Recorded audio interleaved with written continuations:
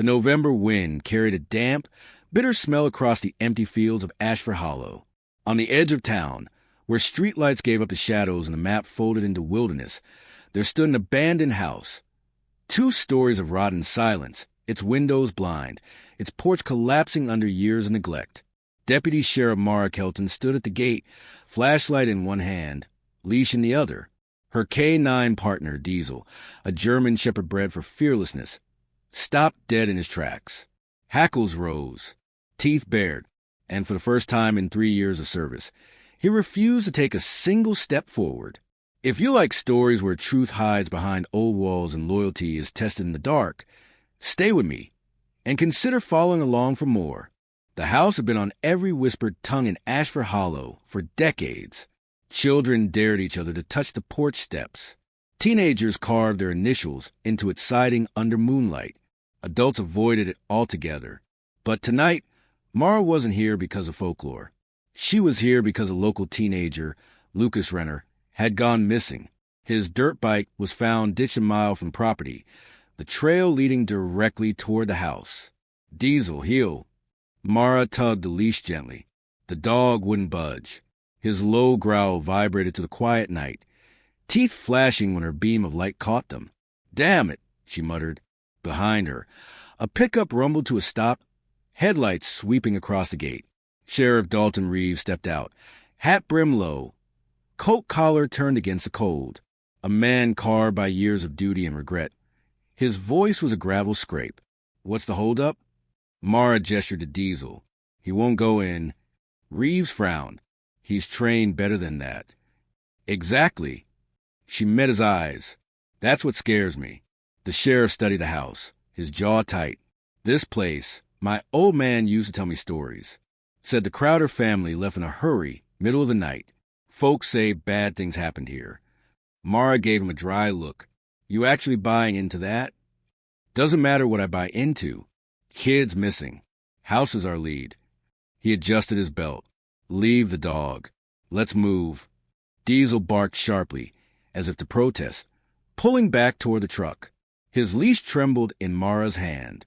For a moment, she considered obeying the dog's instincts. She'd learned long ago that animals sense things humans missed. Storms, earthquakes, even lies. But Reeves was already striding to the porch, boots thudding against the warped boards. With a curse under her breath, she tied Diesel's leash to the fence and followed. The front door gave way under Reeves's shoulder with a crack of splintering wood. The smell hit them first, mold, dust, and something faintly metallic, like rusted iron or dried blood. Their flashlights cut across peeling wallpaper, warped floorboards, and furniture draped in sheets yellow with time. "This is stupid," Mara muttered. Reeves glanced at her. "Fear keeps people alive. Overconfidence gets them killed. Keep your head clear." They moved through the hall, beams of light sweeping the shadows. A family portrait hung crooked on the wall, a man, woman, and 2 children, faces blurred by water damage, eyes scratched out. Mara felt her stomach tighten. "That's deliberate. Looks that way." They pushed into the living room. The air was colder here, as if the house itself held its breath. Mara's light skimmed across the fireplace mantel, where old toys, a wooden horse, a cracked porcelain doll, sat abandoned. "Sheriff," she said softly, "why hasn't anyone torn this place down?" Reeves didn't answer right away. His beam lingered on the ceiling, where dark stains spiderwebbed outward. Finally, he said, "Some things folks just leave alone, like a wound that never heals." A sound echoed from upstairs, faint, dragging, like cloth over wood. Both froze. Mara's hand went to her holster. That wasn't the wind. "No," Reeves said. His voice was steady, but his eyes flicked to hers with unspoken tension. "Upstairs." They mounted the staircase, each step groaning under their weight. Halfway up, Mara glanced down. Through the broken front door, she saw Diesel straining at the leash, barking furiously, his body tense as if fighting invisible chains. "Something's wrong," she whispered. "We're already here," Reeves muttered. "No turning back now." The hallway stretched narrow and suffocating. Doors lined both sides, some ajar, others shut tight. At the far end, One door stood slightly open, a flicker of light spilling through, though the house had no power. Mara's chest tightened. She whispered, flashlight beams shaking. "Then steady it," Reeves said, though his own wasn't much better. They approached the glowing room. The door creaked wider with a faint push of air, like an unseen hand beckoning them in. Inside, the floor was littered with newspapers, all dated the same week in 1986. Headlines spoke of disappearances. 3 children gone without a trace. Parents pleading. Police baffled. In the center of the room stood a chair. Its back was to them. Something dangled from the ceiling above it. Rope, frayed and swinging slightly as if disturbed moments before. Mara's throat went dry. Someone hanged themselves here. Reeves studied the scene, face unreadable. Or was hanged. She stepped forward, light brushing the chair. On the seat lay a cassette tape recorder, coated in dust but intact. "Sheriff," Mara said carefully, "this doesn't feel right." Before he could answer, a loud crash erupted from the floor below. Diesel's barking exploding into a frenzy. Mara spun. "We left him tied up." Reeves's jaw clenched. "Stay here." He moved back into the hallway. "Like hell," Mara shot back, following. They descended fast, beams slicing the darkness.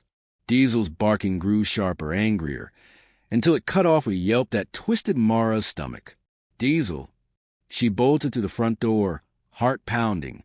The leash still hung from the fence, shredded clean through. No sign of the dog. Mara dropped to the ground, searching for tracks. The soil was torn with paw prints, deep grooves where Diesel had fought to pull free. And then, suddenly, they stopped.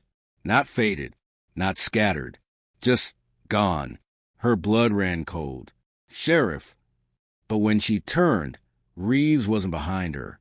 He was still inside the house, and the front door had closed.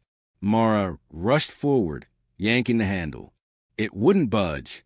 She slammed her shoulder into the wood, again and again. "Reeves." "Sheriff." Silence answered. Her flashlight beam flickered, weak against the night. Diesel was gone. Reeves was gone. And Mara, for the first time in her career, felt utterly, terrifyingly alone. Behind the door, something moved. A slow scrape. Then a whisper. Her own name. Mara pressed her back against the front door, chest heaving. The whisper of her name echoed faintly, mingling with the rustling wind and the snapping of dead branches outside. She knew, with a bone-deep certainty, that she was no longer alone. Her fingers searched the ground for anything, a rock, a brick, but the soil was soft, yielding and wet with early frost. Her breath formed clouds in the cold night as she backed away from the door. Every instinct screamed to run. Yet the pull of the house, its oppressive silence and the vanished presence of Diesel and Reeves, kept her rooted. Then a creak, deliberate and slow, came from the side of the porch. She turned, flashlight sweeping across broken siding and shattered windows. At first, she saw nothing. And then, the flicker of movement in the corner of her eye, a shadow slipping behind the gnarled remains of an overgrown bush. "Who's there?" she called, voice tighter than she intended. No answer, only silence. The house seemed to breathe around her, exhaling cold air that made her fingers numb. Mara's gut twisted. Every story, every local legend about Ashford Hollow, every whispered tale about this house, they all felt suddenly real. She thought of Diesel. He would have run unless he had sensed something no human could see. Her heartbeat thumped in her ears as she edged around to the side, careful not to trip on the debris. She glimpsed movement again, a figure crouched behind a toppled fence post. Not a child, not fully human, at least not in posture or presence. But for an instant, she thought she recognized the shape. Reeves? No, too thin, too slumped. Then it was gone. Mara took a steadying breath and moved toward the back of the property. The yard was overrun with weeds and thorns, the remains of a garden lawn abandoned. Rusted tools lay scattered, half buried in frost-hardened soil. In the corner, she spotted a wooden shed, doors hanging open, darkness pooling inside. Her flashlight sliced the shadows. She stepped carefully. Inside, it smelled of decay and iron. Against the far wall, she saw a set of footprints, not hers, not Diesel's, leading to a trapdoor in the floor. The hatch looked old but intact, a rectangle of warp that begged to be opened. Mara's hand shook. The logical part of her mind screamed to call for backup, to retreat. But the other part, the part that knew Diesel's instincts and the stakes of the missing boy, propelled her forward. She lifted the trapdoor. It resisted at first, creaking in protest. Below was darkness, thick and palpable. She swung her flashlight down. A narrow staircase, slick with moisture, descending into the bowels of the house. "Lucas?" she called, voice echoing. No answer. Her boots creaked on the stairs as she descended, light illuminating warped wood, and walls crawling with old water stains. The air grew colder. Her breath fogged in front of her. Somewhere beneath her, the house seemed alive, the floorboards vibrating subtly, as if acknowledging her presence. At the bottom, the staircase ended in a small cellar. The room smelled of mold and rusted metal. Along the walls were shelves, most empty, some holding broken jars and faded photographs. Mara's light flicked across the floor and she froze. A puddle reflected the beam, but in its ripples, she saw a pair of glowing eyes, animal eyes, not human, fixed on her from the far corner. Diesel. He stepped forward, cautiously, muscles taut. His fur was matted, paw bleeding slightly, but his gaze was steady, unwavering. Mara dropped to her knees. "Diesel, thank God." The dog barked once, short and urgent, and then turned toward a stack of crates in the back. Mara followed his gaze. There, half hidden under debris, was the boy, Lucas. He was pale, trembling, eyes wide with terror. "Lucas." "It's okay, you're safe," Mara whispered, moving closer. But Diesel growled low, guarding the space between her and the boy, teeth bared. "Wait," she said. "What?" Before she could act, a sound came from above, heavy, deliberate footsteps, slow, methodical, and a voice, Reeves, or someone mimicking him. "Don't move." Mara froze. Her hand hovered near her holster. Diesel growled, backing between her and the sound. The trapdoor creaked. A shadow appeared. Not Reeves. Too tall, broad shoulders, mask of darkness over the face. A gloved hand gripped the edge of the wood, peering down. "You shouldn't be here," the voice said, low, cruel. "Not a place for the living." Mara's mind raced. She glanced at Lucas. The boy's lips trembled, tears streaking his cheeks. He pointed silently toward a corner. Mara followed his gaze and froze. On the wall, scrawled in something dark and sticky, were words she couldn't immediately comprehend. Closer inspection revealed letters, chaotic and smeared. "He came for them. He will come for you." Her pulse spiked. Diesel barked furiously, moving forward. The shadow above tense, and Mara knew this was the moment the predator revealed itself. Mara backed toward the boy, dragging him as quietly as possible. The cellar was narrow, ceiling low. The sound of heavy boots above became a rhythm in her ears, measuring out seconds. Each tick of time stretched like an eternity. "Diesel, help me get him out," she whispered. The dog growled, eyes locked on the trapdoor. Something in his stance said this wasn't just a matter of running. There was more here, something dangerous, something malevolent. She scooped Lucas into her arms, careful to keep his small frame steady. Diesel nudged forward, moving alongside her. Up the stairs, Mara felt the wood moan, threatening to betray them with each step. The shadow loomed over the hatch. A hand reached down, then recoiled, almost as if the house itself intervened. Mara couldn't process the instinct, but Diesel could. A single bark, sharp and commanding, reverberated through the cellar. The shadow flinched. Mara sprinted. Lucas clutched her chest, Diesel at her side. She reached the bottom of the stairs and forced the trapdoor closed behind them. Nailing it shut with a rusted tool she grabbed from the shelf. Silence returned. Too complete, too heavy. Mara leaned against the wall, shaking, heart hammering. Lucas whimpered quietly. Diesel remained tense, ears forward, tail low, scanning the darkness. Who is it?" Lucas whispered. Mara hugged him. "I don't know, but it's over for now. We're safe for now." And then A sound that made Mara's blood run cold. A slow scratching at the walls of the cellar, coming from every corner, as if the house itself were alive and displeased with their intrusion. Hours passed, or maybe minutes. Mara couldn't tell. When morning finally broke, casting weak gray light to the boarded windows, she had moved Lucas to a corner, Diesel beside them, and tried to gather her thoughts. The house had secrets, terrible ones, and Diesel had known it before she even stepped through the door. His refusal, his growl, the insistence that she not go in without understanding. It had saved them.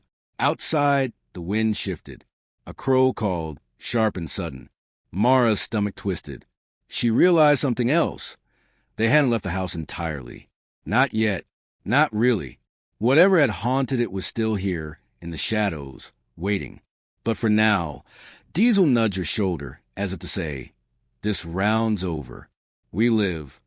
Mara looked down at the dog, gratitude and awe mingling with fear. "Good boy," she whispered. "You were right." And for the first time, she understood courage wasn't about fearlessness. It was about listening, even when it terrified you. The sun rose weakly over Ashford Hollow, its light struggling through mist that clung stubbornly to the fields. The town looked deceptively peaceful from the main road, silent except for the occasional crow or rustle of dry leaves. But Mara knew better. She had glimpsed a darkness that lay just beyond perception, a darkness that had lived in that abandoned house for decades, feeding on secrets and fear. Diesel stayed close, muscles coiled and alert, eyes darting to every shadow. Lucas clung to Mara's side, silent, staring at the morning light with wide, uncomprehending eyes. She had promised him safety, but even as she whispered reassurances, she couldn't shake the feeling that the house wasn't done with them yet. "Lucas, you remember anything?" Mara asked softly as they walked back toward the truck. The boy shook his head, lips trembling. I didn't see anything. I just hid." "That's okay," Mara said, keeping her voice gentle. "You're safe now." But Diesel's growl broke through the fragile calm. Mara spun toward the dog. He was focused on a house, his body tense, hackles raised, tail stiff. He refused to move closer, a low rumble vibrating from his chest. Mara followed his gaze. Even in daylight, the house looked more menacing than it had at night.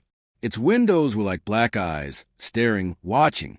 And Mara knew that Diesel wasn't afraid of buildings. He was afraid of what was in them. They reached the sheriff's truck parked at the edge of the field. Mara opened the door, helping Lucas into the passenger seat. Diesel jumped into the back, still alert, scanning the distance between them and the house.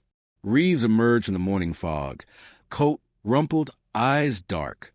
Mara's stomach clenched. She had hoped he'd made it out without incident. "Lucas is okay?" he asked, voice rough. Mara nodded. "Safe. For now." Reeves hesitated, glancing toward the house. I have to go back. There's something I need to do." Mara's heart sank. "You don't understand. You can't." "I have to," he interrupted, voice edged with something Mara couldn't name. "Guilt? Fear? Determination. It's my responsibility." "Your responsibility?" Mara repeated, incredulous. "Sheriff, you were the one who wanted to come in there first. You didn't listen to Diesel. You ignored every warning." Reeves flinched, jaw tight. I didn't know." His eyes darkened. "I didn't know it was waiting." Mara realized with sudden clarity that Reeves wasn't just reckless. He was involved. She felt a cold wash of dread. "Wait," she said. "Tell me what happened. Tell me why that house." Reeves looked away. His hands trembled slightly as he fumbled with his hat. It's connected to the Renner family." "My family?" Mara's stomach twisted. "What?" He swallowed, voice low, strained. "The Crowders weren't the first. My father, he covered things up, the disappearances, the children, Lucas's family. I thought it was over, but it never was. That house, it keeps the darkness alive. It waits. And I thought I could control it." Mara's mind raced. Betrayal. Fear. The weight of all the unsaid truths pressing down. She had trusted him, a sheriff, a lawman, and yet here he was, confessing that he had buried horrors and unleashed them again. Diesel barked sharply, snapping her attention back to the house. The dog's growl deepened, almost human in its intensity. Mara felt the pull again. Instinct, warning. She realized why Diesel had refused to enter. He had sensed not just danger, but deception, evil, the echoes of it lingering in the walls. Before Mara could act, Reeves turned toward the house, stepping toward the open field that led to the front gate. "I have to." "No!" Mara shouted. "Reeves, stop!" But it was too late. The ground beneath him seemed to shift, subtle at first, then violently. The wind kicked up, and a low, resonant hum echoed from the house, like 1,000 voices whispering in pain and anger. Mara stumbled back, gripping Lucas tightly. Diesel leapt forward, fur teeth flashing, barking into the air like he could bite through shadows. The front door of the house slammed open. A dark figure emerged, impossibly thin, its eyes glowing faintly red, moving with unnatural speed. It wasn't human. It was a shadow given shape. Mara's blood ran cold. Reeves froze. "No!" he whispered. The creature's gaze met his, and he screamed, a sound that cut through the air, raw and terrified. In a flash, it lunged. Mara could only watch, frozen, heart-hammering. Diesel barked and leapt, nipping at the shadow, but it dissolved around him like smoke. And Reeves was gone. Mara fell to her knees, chest heaving, Lucas clinging to her. Diesel stayed pressed against her, growling low, ears forward. They didn't move for a long time, listening to the echoes that rolled off the house like waves of sorrow. Hours later, when the police arrived and the area was combed for evidence, there was nothing. No Reeves, no shadow, just the house, standing silent and empty. Lucas's family embraced him, tears flowing. But Mara couldn't stop thinking of Reeves. The betrayal, the confession, and the truth that some darkness was beyond human reckoning. Back at the truck, Mara knelt beside Diesel, brushing her hands through his matted fur. He nuzzled her gently, eyes soft but alert. She whispered, "You were right. I should have listened." The dog's ears twitched. For a moment, it felt as though he understood completely. The weight of instinct, of perception beyond words, the horror that humans often overlooked.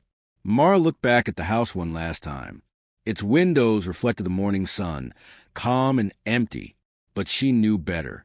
She would never forget the refusal of her K-9 partner, the truth it had sensed before she had. Some doors were not meant to be opened, some darkness not meant to be confronted, and some trust, once broken, could never be restored. She started the truck, Diesel riding shotgun in the back, Lucas leaning against her. As they drove away from Ashford Hollow, the wind whispered through the fields again, carrying a message Mara would never forget. The house waits. And one day it would call again. But for now, they survived. Mara exhaled slowly, feeling the tension drain from her body. She looked down at Diesel, her partner, her protector, and whispered, "Good boy, you saved all of us." Diesel nudged her hand softly. The bond between them, forged in darkness and fear, had carried them through. And Mara knew, in that quiet, lingering moment, that courage sometimes comes in the form of listening. Truly listening, when the world urges you forward blindly.